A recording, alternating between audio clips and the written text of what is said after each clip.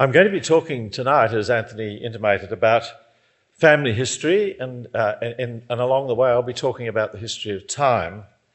But I'm conscious that I'm speaking, of course, in a place where time is very ancient indeed. I'll talk a little bit about my own quest into what you might regard as deep time, but the time of the Aboriginal people is deeper still. And so I want to join Anthony in acknowledging the people of this land on which we gather. Family history is possibly the oldest kind of history.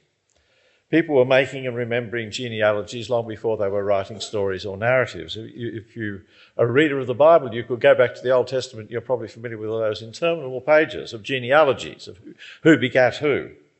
It makes a pretty boring reading, but they were vital information in that society, as they are, of course, in Aboriginal society. Genealogy is a critical part of the way in which we tell the story of who we are and where we've come from. And family history remains one of the most popular kinds of history. Each year, many thousands of people who may never read an ordinary history book, set foot on the family history trail, following their ancestors along digital pathways opened up by Ancestry.com and other similar streaming services, visiting churchyards, visiting local record offices across the world in this global village. It seems we all long for a lineage rooted in a deep past. I'm a professional historian, and as I once rashly admitted, I used to look down on family history and genealogy. I admitted that in the preface of the book, and that sentence has attracted more comment to almost anything I said. And I think probably it's true that many of my professional colleagues still regard family history as being kind of little history, particular history. I used to resent the presence of chattering genealogists who disturbed the scholarly calm of archives and public libraries. I was interested, I thought, in big history, the history of cities and nations, of migrations and wars and diseases, the things that made the world we live in. Family history looked like little history, amateur history. And in the hands of some practitioners, it seemed so small that only a member of the same family, and perhaps not even them, would be interested in the products of it. And then I changed my mind. For one thing, I got older. Family history is also usually, not exclusively of course, a hobby of the elderly. Doing family history is an aspect of the life review that comes with healthy ageing. We feel a need as the end approaches and as our beginnings get further and further away to try and put our lives in a larger frame, to compare it with the lives of our parents and grandparents, to pass on some of the memories of the lives we've experienced to our children and grandchildren. In one of his essays, the psychologist Erik Erikson wisely remarks that in old age we come to what he says, a new and different love of our parents. We reappraise our parents. It's amazing, isn't it? The people who we thought were terrible, by the time we get to old age, we actually decide they weren't so bad after all, and we rather hope that the children, who at the moment don't care too much for us, might come to a different point of view in due course. So I'd already become interested in family history about 30 years ago, really as a spectator, as an observer, rather than as a participant. Long before I retired and felt the urge to look back on my own life. And I was interested in why other people followed family history and what the family history boom told us about the feelings of rootlessness that seemed to be a pervasive feature of our fast-moving society. It seemed almost as though the faster our society moved, the more we felt the need for roots, a sense of connection to the past. I was asked on one occasion, it must be at least 30 years ago, to give a talk to a genealogical society, and I accepted the invitation, and then realised that I didn't really know anything much about the subject. So I asked if I could go to the library. It was the Institute of Genealogical Studies, and I spent a couple of days sitting in the library reading family histories, and there were hundreds of them on their shelves. And some of the things I think were entirely predictable, but some of the things really surprised me. For example, I began to ask myself, why were so many of the authors single people at the end of their lives, people who didn't appear themselves to have descendants, but who felt a compulsion to write about their family's past. I'd expected that most of the family historians would be motivated by a sense of family pride and that they'd be nervous about discovering skeletons in the family cupboard. And yet, again, to my surprise, I found that some of them were not only easily reconciled to the idea that their family past might include a few skeletons, but they even seemed delighted when they found them. Family history, it seemed, was not just a reverential attitude towards the past. People were interested in identifying with people who might have lives that were as messed up as their own. And later on, I became intrigued with the rise of digital family history. In 2004, I published an article called Speed Relating, and it was really, I was concerned about the activities of organisations like Ancestry.com, who were aggregating digital images of the sources created by public institutions like churches and the state, and exploiting them for profit. And also, of course, increasingly, they aggregate the efforts of genealogists who willingly give over their intellectual property to Ancestry.com. And so while I was critical of the exploitation, I also began to see the enormous research potential that lay in those huge databanks that had been organised by companies like Ancestry.com. And hard on of course, on the arrival of the digital revolution came the biological revolution, the promise of DNA testing to unlock the secrets of our ancestry, sometimes with dramatic and embarrassing results. I was intrigued with the possibilities that genetics might enable us to go where genealogy petered out. And of course, there is this intriguing question of why it is that we would be interested to know what part of our biological makeup is Viking or Celtic or Irish or Chinese or any one of a number of other ethnic backgrounds. But through all of that inquiry, I was still studying family history from the outside. And then in 2013, my sister, who's been living in the UK for about 40 years, came to visit us for her 70th birthday.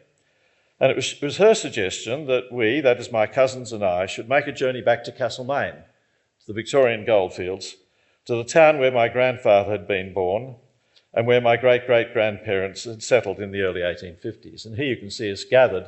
That's me on the left. You can see Barbara on the far right, and my cousins and my sister next to me on the left, gathered around the grave of our forebear.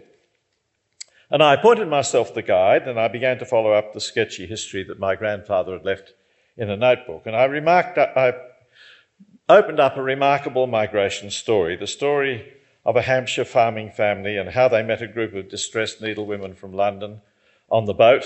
And the book was published in 2015, entitled Lost Relations. It's a blend of narrative and reflection.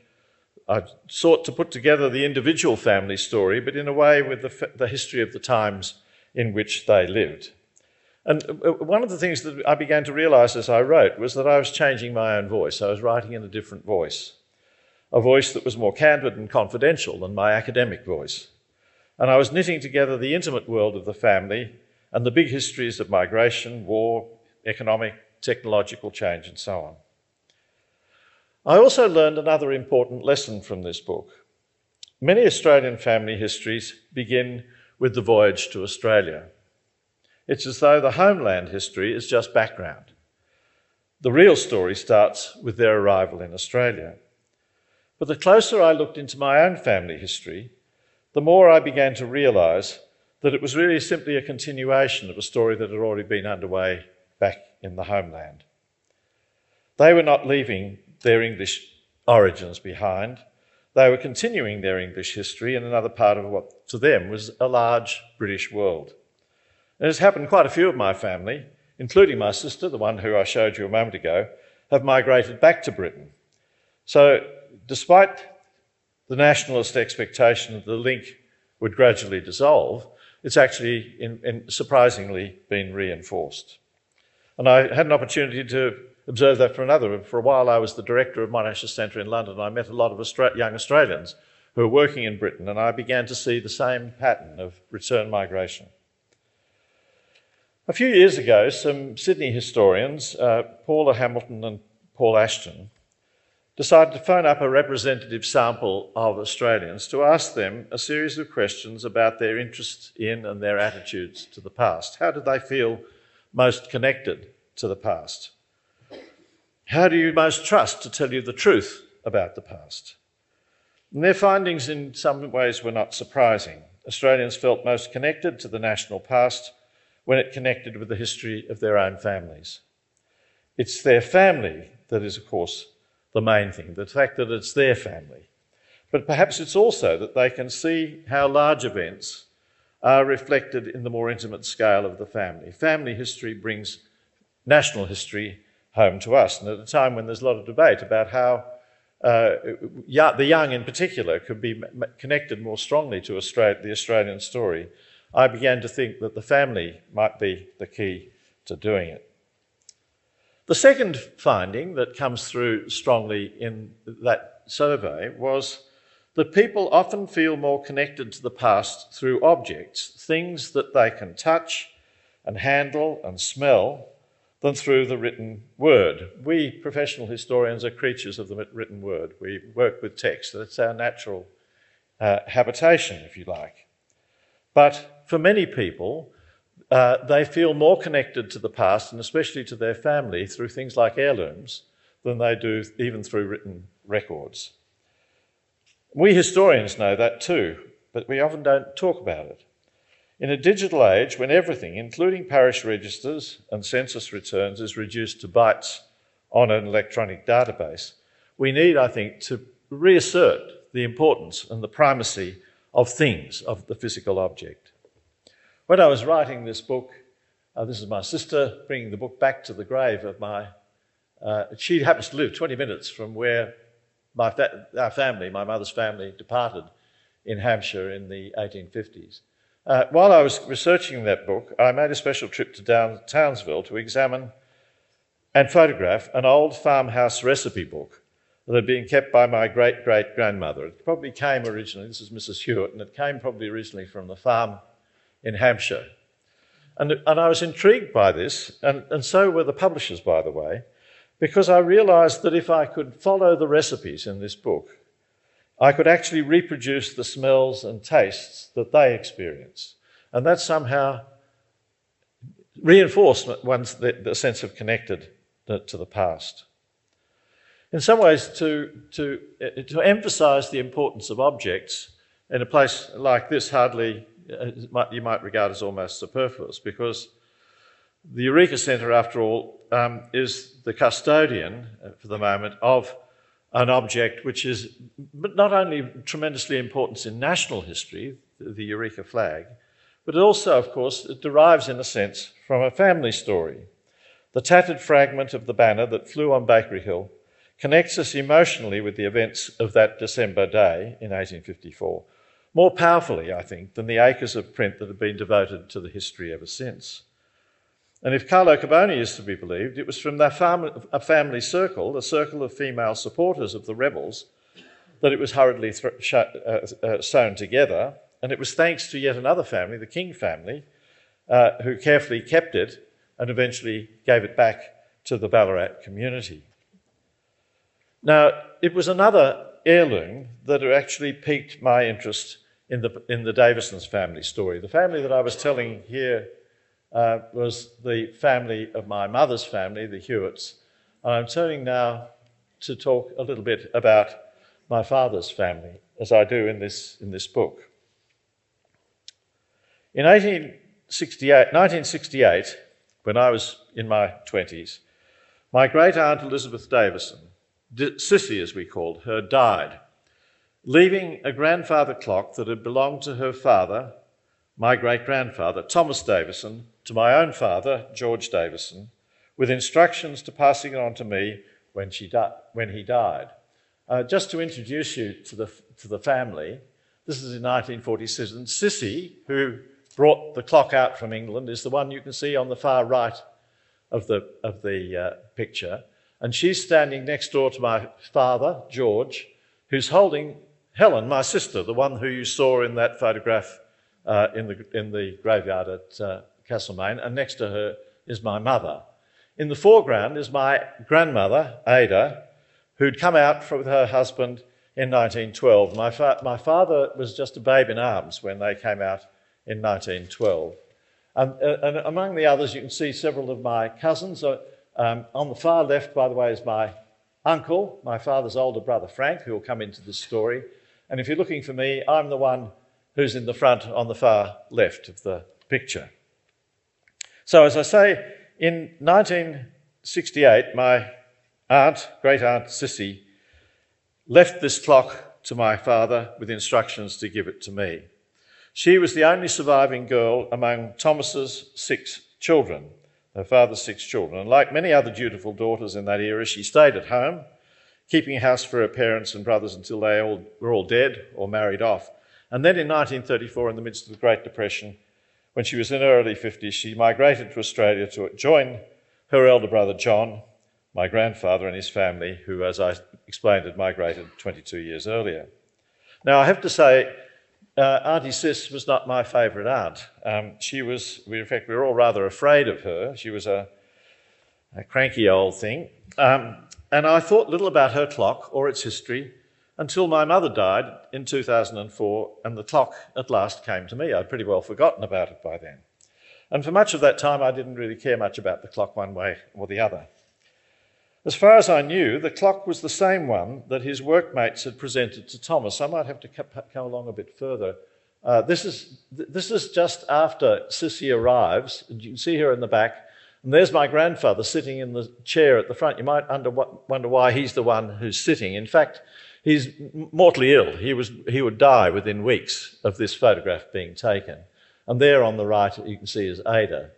And here is the clock that was given to me. I'll have a little bit more to say about the clock itself in a moment.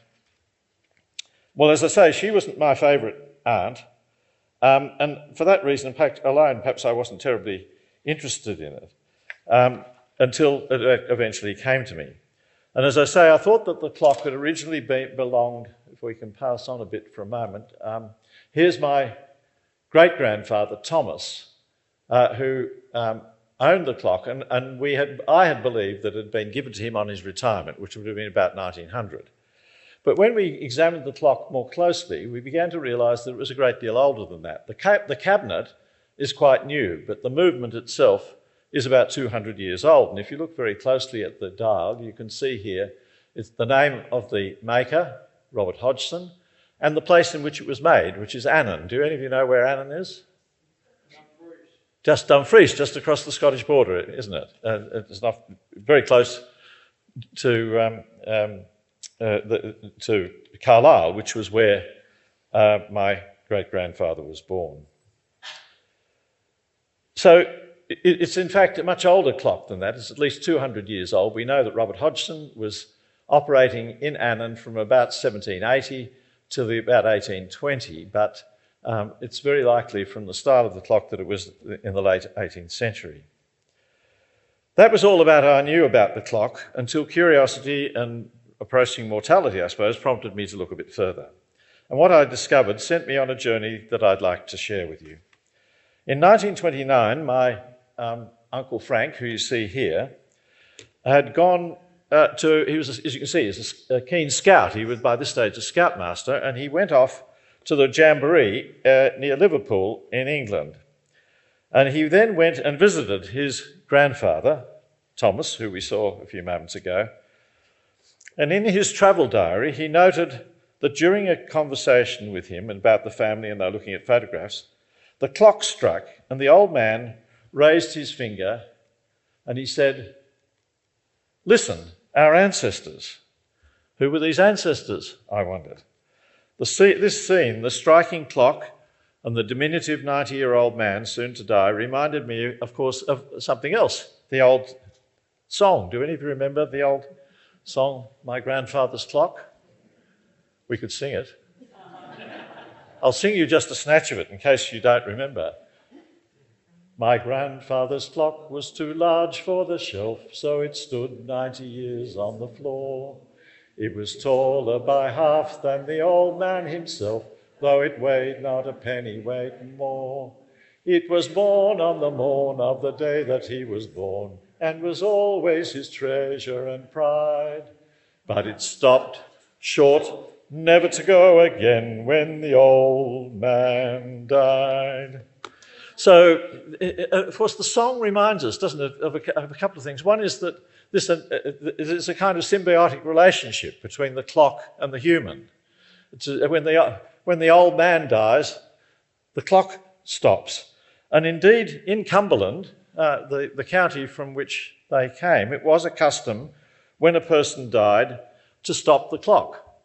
Other examples of it, when Prince Albert died, Queen Victoria commanded that the clock should be continue to be wound in his bedroom, as though by keeping the clock going, she could somehow keep him alive. So clocks and people, they have this very close relationship. They're probably a clock for many centuries was the closest thing. We now have robots, don't we? But it was probably the closest thing they had to a near human, a mechanical human. Well, it looked as though the clock was much older, but the question remained how long it had been with the family. It might have been acquired quite late. But in 2018, I managed to visit the town of Annan, which you can see. If you can see now here, I'll see how good I am at using this thing. Here's Carlisle, where my great-grandfather was died. Here's Annan, which, as you can see, is close to Gretna Green, where people used to run away to get married. And it's really on the edges of the Scottish borders. I went, as I say, in 2018, and I was on the track of trying to find out how closely connected this clock was with the family. Now, if you're a family historian, you'll know if you go to ancestry.com, among the sources that you can get to, and wonderful sources, are the manuscript English censuses, which go back to 1841. You can consult them online. But all of the censuses before 1841, the household returns were made, but they were destroyed after the tables had been made up, and so we can no longer get access to those early censuses, except that it had happened that in Annan, the local schoolmaster, who was also the census taker, had kept the original manuscript census. And from that, I now know that the clock was actually, the clockmaker was just living just around the corner from my forebear, William Davidson. We might actually be able to, here's Annan, the main street, and we might come back to that in a moment. I want to show you the genealogy in just a moment. So in fact, there's good evidence that this clock has actually travelled with my family for at least 6 generations. And it raised for me some interesting questions, about what's the association between the family and the clock. Because a clock, after all, to a historian, is not like any other object. Time is the very stuff of history. So my book is both a narrative of the intertwined histories of my family and the times it lived through, and a meditation on our changing ideas and experiences of time itself. It's the mystery of time. Now, I have to admit, I've got something of an obsession with clocks and time.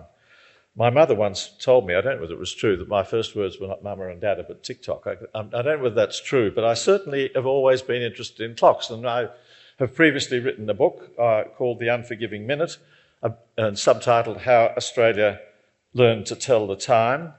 I've researched the history of the Strasbourg clock, one of the famous museum objects in Australia, in the Powerhouse Museum, a wonderful scale replica of the famous astronomical clock in Strasbourg Cathedral. And just recently, I've got my obsession with clocks and historic clocks has got a new lease of life, because I've been told and I've discovered that the clock belonging to John Wesley, the founder of Methodism, is in the master's study at Queen's College. So somehow or other, clocks make a strong appeal to our imagination. So I'd no sooner then nailed down the family origins of the clock than a new question arose. Who were the Davisons before the clock? We knew I'd found them in Annan at the end of the 18th century, but what sort of people were they? And I had just one tenuous clue. My Uncle Frank, the one who you saw before, who visited Birmingham in 1928, once told me that we were descended from cattle thieves from the Scottish border. Now, the cattle thieves, I realised, were none other than the Reivers, the notorious brigands whose blood feuds convulsed the borders during the 15th and 16th centuries. They were the creators of a great folk literature, the anonymous riding ballads that were collected by Walter Scott, and I first read them myself as an English student at Melbourne University in the early 1960s. And the thought that my own family were descended from these brigands was, of course, it's as appealing as knowing that my family were descended from Ned Kelly. Of course, they weren't. So I follow family history in a way as a kind of experiment on myself. I want to experience the ideas and emotions that draw us as modern people towards the deep past. We're fascinated with a past that lies just beyond the horizons of written history. The novelist Hilary Mantel, who's written that wonderful trilogy of books about Thomas Cromwell, says at one point, we yearn for our origins, we yearn for an innocent terrain. And in modern Australia, that pilgrimage, that voyage into the past, can take many forms. It might be that many Australians would feel an urge to visit the ancestral places of the first peoples of the land in places like Uluru, as Barbara and I did just a year or so ago. Or they can send a sample of their saliva to Ancestry.com to find out their Celtic or Saxon or Viking ancestry. Or they may watch television programs like Outlanders that play with the idea of time travel in order to indulge our fantasy of revisiting the past. I noticed the latest, is it going to be the last of the Outlander series is about to appear, and it's called Blood of My Blood. I mean, the title itself evokes that sense of blood connection to the past.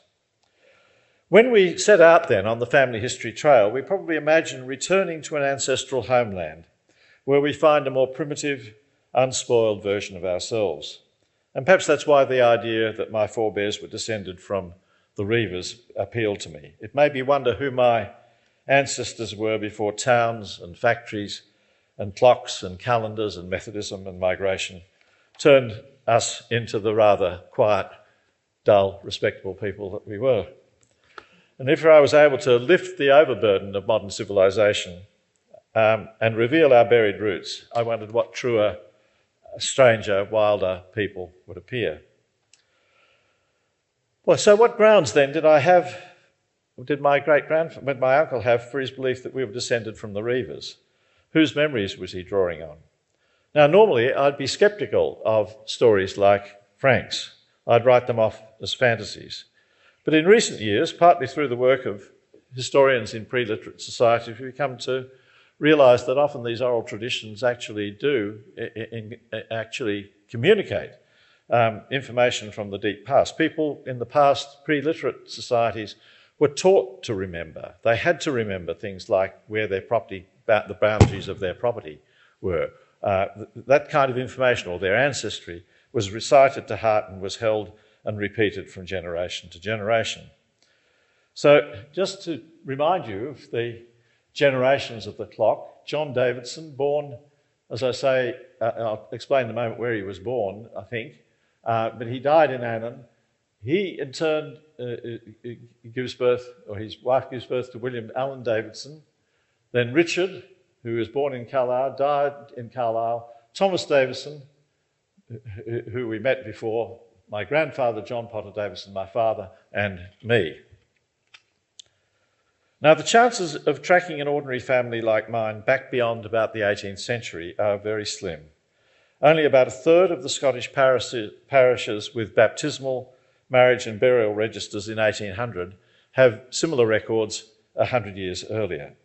So instead of following the paper trail of censuses and parish registers, I thought I had to leap the centuries and go back to where my family supposedly came from and see if I could construct a plausible account of how they got to be where they were by the end of the 18th century. So where did we go? We decided to do what family historians always do and visit the country from which we came. And so we set out from Carlisle, Barbara and I, and we drove across Solway Firth along the A7 highway, which you can see makes its way up through here towards East Teviotdale, reputedly the ancestral territory of the Davisons. And everywhere you go in the borders, there are reminders of the Reivers. Here they are, statues of the Reivers along beside the road. And also, everywhere you go, you find these maps, which purport at least to show where those families originally came from. So if you look at the map of East Teviotdale, this is the area on the eastern end of the borders, you can see the Davisons are supposed to have come from just around here. That now, as we'll see in a moment, that map is not altogether accurate. These maps, by the way, they're not purely modern inventions. This is an Elizabethan version of the same kind of map that shows the territories of the so-called surnames. In the borders, they don't speak of clans, they speak of surnames. Surnames means not just a name, it means a social grouping or an extended family. Here's a more accurate map, and in this one you can see that the Davisons, I don't know if you can see it just there, I might even have it magnified, I think. There you can see the Davisons are just in that, right hard against the border. So here's the Cheviot Hills, and this is supposed to be the Davisons' territory, and you can see, interestingly, it's surrounded by battlefields. These were the sites of conflict between the Scots and the English over the centuries.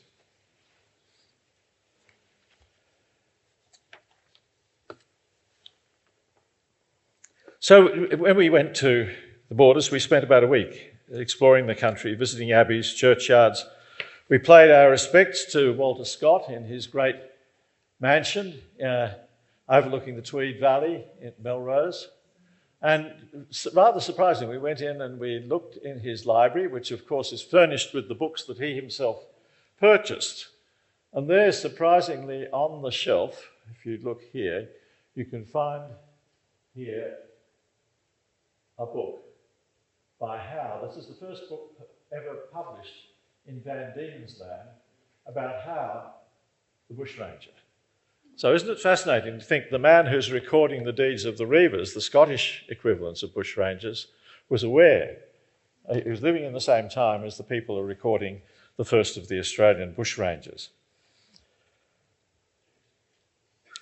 It was only when we got home, however, that I worked out how best to actually find these remote ancestors. It wasn't by travelling the country, as useful and enjoyable as it was. Very soon, COVID-19 arrived and I couldn't visit Scotland anyway. The standard histories of the border Reivers focus on the most powerful families like the Carrs and the Scots, and they hardly mention the Davisons. The Davisons were very small beer indeed. But many of the 16th century sources on which they rely, particularly the dispatches written by the wardens on each side of the border, are now digitised and searchable. And so I was actually able to locate and bring together the tiny and fragmentary evidence about this minor clan, I suppose you might call them, minor surname from the borders. And it becomes clear that they were, as they say, they lived very close to the border itself, closer than those public maps generally show, and under the protection of one of the most powerful families, the Carrs of Cessford Castle. So this is the country they're living in. This is the Teviot River near Kelso. Here's Cessford Castle, which is the ruins of the castle that belonged to the Carr family. Carr, I should say, spelt K-E-R. And I could now locate them very, very precisely in that part of the country. They were essentially, the Davisons were essentially retainers, servants, sidekickers, if you like, enforcers on behalf of the Carrs of Cessford Castle. And thanks to the warden's reports, I could confirm their bloody reputation and their reputation for violence. Here, for example, is the observation. This is Robert Carey. Now, he is well, in this case, the Queen Elizabeth's representative there in the borders. He's the warden in the borders, and he says this of the Davisons: If the country rise upon them when they are stealing in England and either kill one by chance or take him with a bloody hand, it may pass unrevenged. But if he is of surname, as a Davison, a Young, a Byrne, a Pringle, or Hall, or any that they may account of, then he who killed or took him is sure himself and all his friends, especially those of his name, dearly to buy it. For they will have his life or 2 or 3 of his nearest kinsmen in revenge of their friends so killed or taken stealing there. So this is a bit like the nearest analogy that might come to mind is that of the mafia in the Sicilian. They are bloody enforcers. I even found a dispatch from King Henry VIII himself alerting his local warden to, quote, the doings of their retainers, the Davisons. And they enable the historians to plot the pattern of border raids and how they related to the cycles of the agricultural year. So we're back once again in time. This is a contemporary map showing these tiny, this is the region we're talking about. And you see there's lots of tiny hamlets and farms, most of which have now since disappeared. If you go into that country, most of them are really archaeological remains, if there are anything there at all. They kept time, of course, by the seasons. And one of the time instruments, one of the timepieces that they use is the almanac or calendar. And if you plot the cycles of the agricultural year against the raids that are being committed by the Davisons and their friends, you can see how it coincides particularly with the time after harvest. This was the time that when they especially got on and they often carried out raids across the border, tracking across small tracts as much as 50 miles away. They would go in dead of night, under moonlight. They would descend on a village or a farm. They would bash up, sometimes kill the people procure their goods and take them away.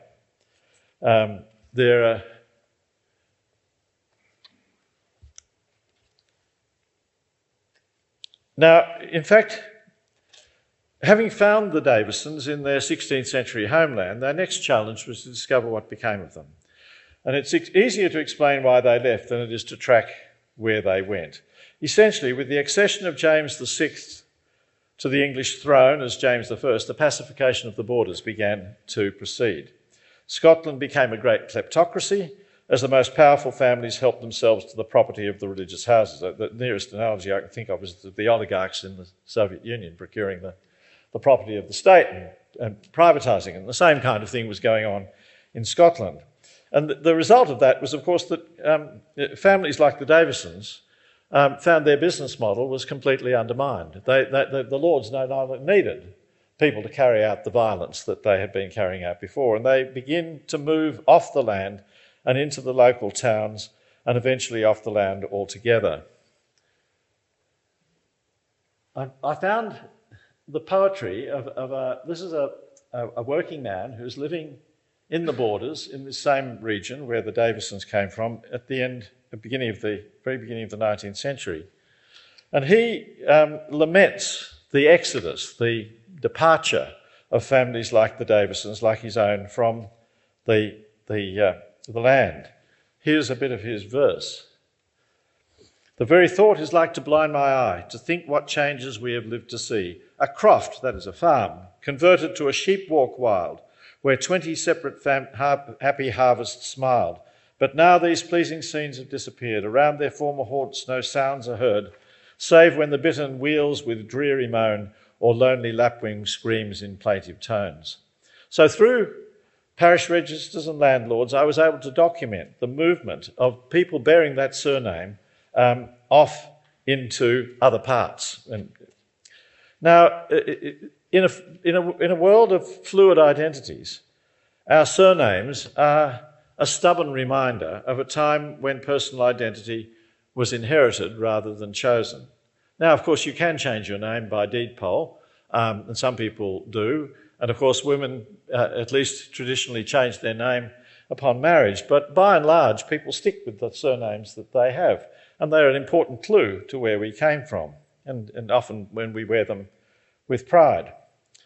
Of course, they delineate only one past, that's the male line, obscuring the identities of the women who gave up their names when they married. By the 18th century, the surnames of the Scottish border had lost most of their original tribal character, and the scattering of the surnames is an indication of the gradual loosening of the tie between those families and the places that they came from. So if you map the surnames, it's one of the ways, it's a bit like as naturalists will tag an animal and be able to track the movements of the animal and establish the ecology of the area. So we can track the surnames of people who abandoned that country. So to remind you again, the earliest ones I find is John Davison in Annan, and we know that he was born about 1750, but we didn't know where he came from. And I thought at first that genealogy might be the clue, that I might be able to find out where he was. I had an abortive attempt to do this. I found that I got my own DNA done, and these are the nearest matches in that part of the country, but I also found lots of matches in North America and other places. And I thought that if somebody who had already established a genealogy from other sources had managed to find my ancestor, then I could tap into that simply because I knew that he was related to me. Well, to cut a long story short, it didn't work out quite so neatly. I found a gentleman actually in Houston, Texas, who claimed to have an ancestor that would have been a putative ancestor for the John Davison. It turned out that he'd all made it all up, so it was a complete. So what I did find, however, is that the John Davison, these are the records of the people that match my DNA, or some of them. What I found eventually it surprised me, because I'd thought the most likely thing I thought would be over generations, the people who'd begun over here, I might find them perhaps halfway here and eventually turning up where John Davison was. But to my great surprise, I eventually found John Davison marrying down here, not in Cumberland, but in Westmoreland. This is close, as you can see, to the Lake District.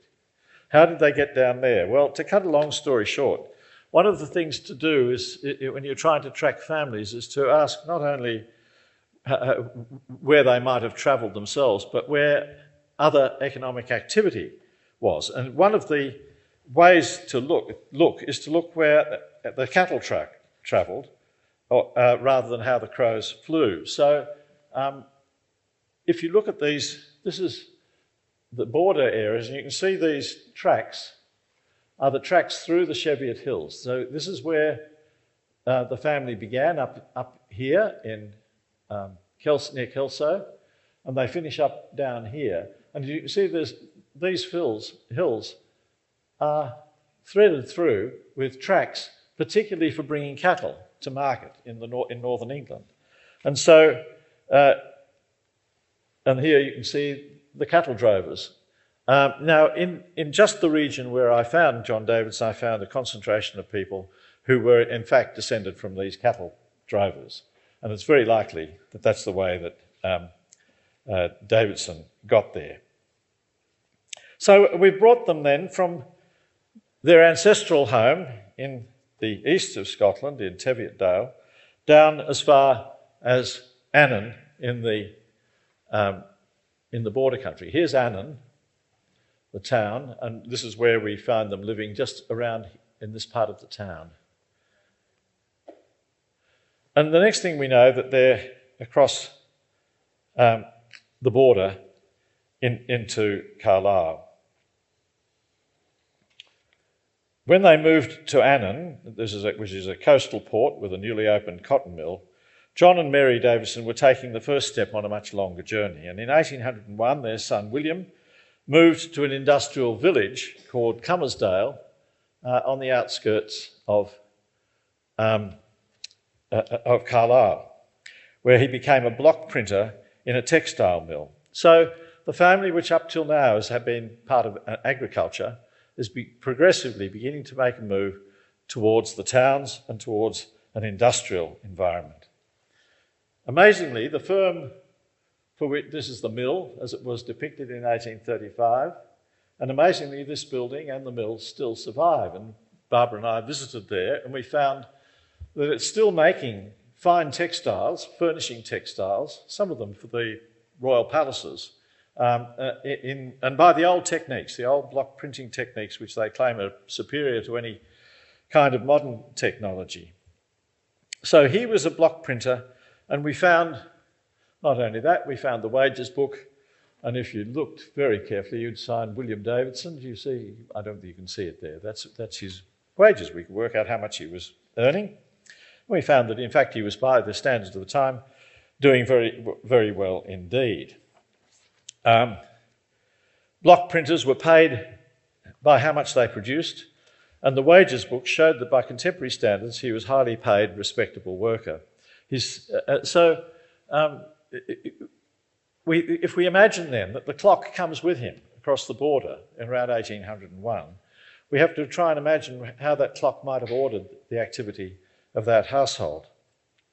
His son, Richard, by contrast, is an industrial worker. He becomes a bootmaker, living in one of the most crowded and dangerous neighbourhoods in the city. So they've moved from the outskirts and they're now here living... Oh, sorry, I'll show you again. This is the area where he's living, and if I go back again, you can see what... Oh, we can see, perhaps. This is the kind of tenement dwelling that he was living in. So probably much poorer than his father had been. Now, and that's as it was. It's now occupied by a Sainsbury's supermarket, but that's what it used to look like. He's entering into the Industrial Revolution at a time of enormous turbulence and political discontent. It's a hotspot of political protest. There are, as you can see, people demonstrating for the People's Charter. These are the Chartists who are demonstrating here in Carlisle. As you can see here, in English Street is the centre of Carlisle.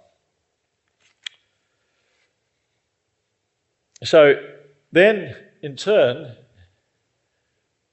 his son is going to move even further away. In 1854, Richard, who had been living in this locality, we find that in the local newspaper he gets up and he makes a speech at a temperance meeting. And he says something like this. He said, "In the old days I used to be a terrible drinker. I was no use to anybody. But I've now taken the pledge and I'm now going to live a respectable life. And what's more, my sons, who are both here with me, are going to follow me." Now, among the sons, of course, is Thomas, who we met very much at the beginning, who becomes, at about the same time as his father takes the pledge, he gets what's a big opportunity in life. He becomes a chorister in Carlisle Cathedral, which enabled him to get a grammar school education. So he gets his qualifications at the local grammar school. You see here in 1852. He shortly afterwards he becomes apprenticed as a tin plate worker. Doesn't sound very much to us, but tin plate in the 1830s and 40s had the glamour that plastics had, say, in the 1950s. So he's doing quite well. And he then makes his way, first of all, to Manchester and eventually to Birmingham, which by this stage was really the capital of the metal trades in Britain. And there he becomes a trade union leader. You can see him here, and there he is as a trade union leader, and eventually the manager of a large tin plate works, Hopkins and Son, in central Birmingham. Now, years ago I was asked by a colleague to give a lecture to engineering students on the Industrial Revolution. And so I sketched the rise of the factory system, the transition from water to steam power, the drift of population from the countryside to the crowded towns. And at the end of the lecture, a puzzled student raised his hand. He said, "Why did the peasants go to the factories? Why did the peasants go to the towns? Why would any sane..." You can see the inference. Why would any sane person abandon the health and beauty of the countryside to live in overcrowded, dirty, unsanitary cities? And yet that's what, of course, millions of people, including my own forebears, perhaps some of yours, did. And what millions of people in the developing world are still doing.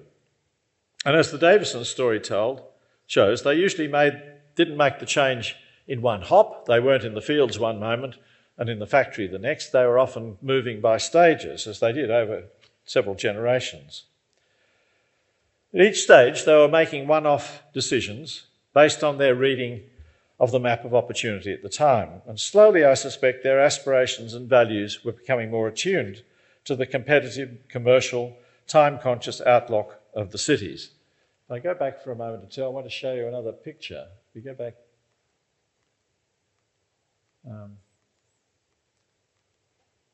to here, this is the central square in Carlisle, and you can see two timepieces.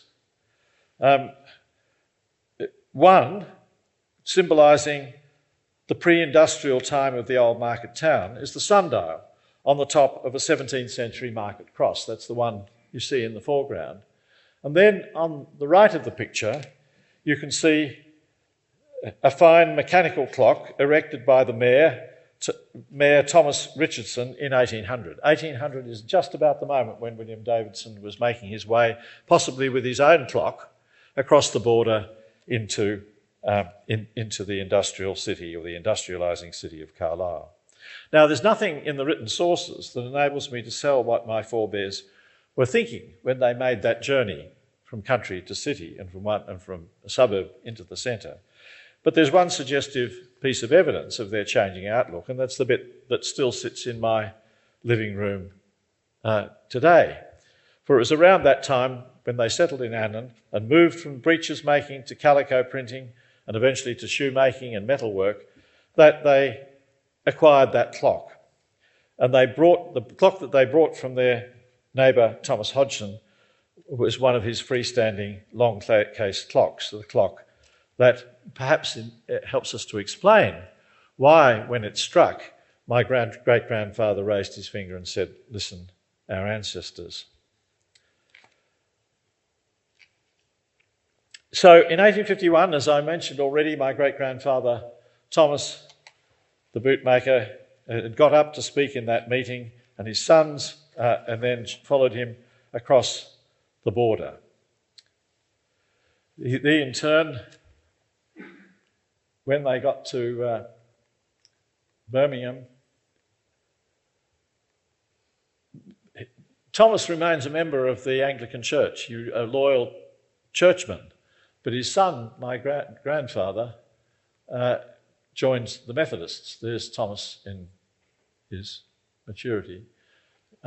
They together, when he retires, they start a retail ironmongery business in one of the main streets in Birmingham. That's my grandfather. And he departs from the Anglicanism of his father and he becomes a Methodist here at the Islington Chapel in central Birmingham. And it's he who, in 1911, 1912, decides to migrate to Australia with his wife and 4 children. So here you can see Ada, and you can see his 3 children, and there, rather fuzzily, is my father depicted in the foreground. Family history, then, is a search for personal identity. We look beyond the horizons for remembered clues to the person that we've become. The Canadian philosopher Charles Taylor says that identity is what he calls a dialogical concept. That is to say, we define who we are in a kind of imaginary conversation with our others, including our ancestors, the people who've now passed on. And when we come to write about them, as I say, they're often dead, so it's a kind of one-sided conversation with those who may have known the answers to many of our questions. Again and again, talking to friends, I find that it's just the very moment when our parents die that we suddenly realise there are things that we ought to have asked them. And often writing the family history is an attempt to answer the questions that we might otherwise have asked them. In the last chapters of my grandfather's clock, I focus on the last half of the 20th century, the extraordinary period which we, that is, I speak of my baby boomer and pre-baby boomer. I'm actually a pre-baby boomer. I was born before the end of the Second World War. That extraordinary period that we've lived through since the Second World War.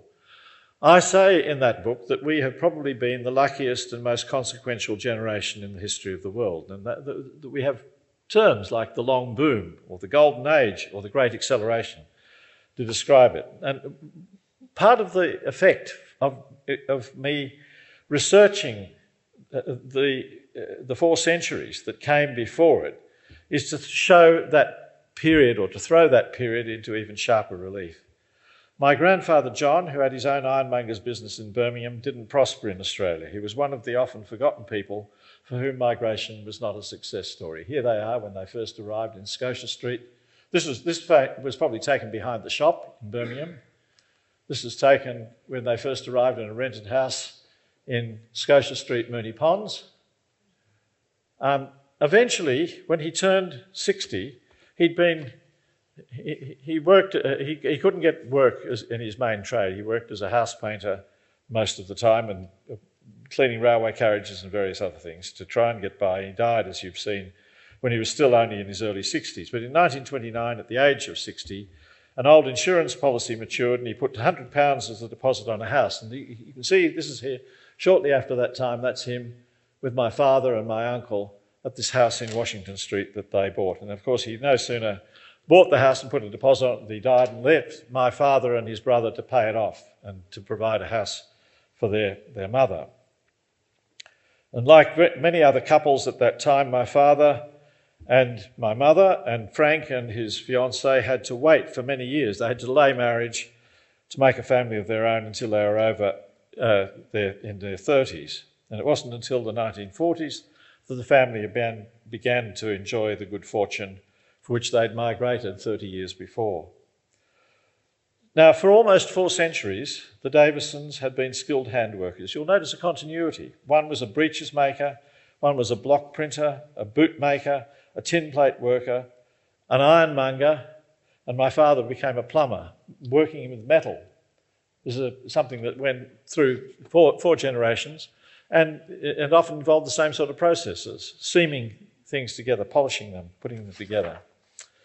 These were all trades that required the worker to turn pieces of material that appeared in sheet form into useful, saleable articles. Being good with your hands was a phrase that I often heard as a boy. I wasn't good with my hands. I can still remember my father watching me try to carry out tradesman's tasks, and he would stand there I could see he was getting more irritated as he watched, and eventually he said, "You're all thumbs," which is his way of saying I was clumsy. So just as well I found something else to do. So I was part of that revolution that occurred in that transition for many families from manual labour into white-collar occupations. So there were continuities in that family story, religious and political beliefs. When we're young, we confidently believe that we're steering our own course in life. But as I reviewed that family history, I began to realise that I was, in many ways, following in tracks that had already been laid down for me in generations before. For a while in the 1950s and 60s, it seemed as though the world had changed permanently for the better. And now beset by threats of climate change, resource depletion, social polarisation, rising authoritarianism, ethnic and religious warfare, you can probably add to the list of woes, we look back with mixed emotions on that period. We wonder whether our children and grandchildren will share the good fortune that we had ourselves. In its traditional form, that's my father. My father's not in that picture, but that's the kind of work that he learned to do. This is the family house that they eventually were in before they moved to Washington Street. And here's my parents in the house that they bought in 1939 and managed to pay off largely by the end of the war. And they were already doing quite well before the 1950s and the baby boom got underway. That's me with my 2 sisters and my parents a bit later on. In its traditional form, family history was an aristocratic pursuit and one of the props of gentility. Remember Sir Walter Elliot, the father of the heroine in Jane Austen's book Persuasion, who could never look up any book but the baronetage, And in its pages, Austen relates he could read his own history with an interest that never failed, aroused to admiration and respect. Today, I suspect a more democratic family history may stimulate a wider range of responses. Admiration, perhaps, but also pity, compassion, even sometimes anger and indignation. The family may be a very small window to look at the past, but I think with imagination and determination, it can give big history a more intimate face. Thank you.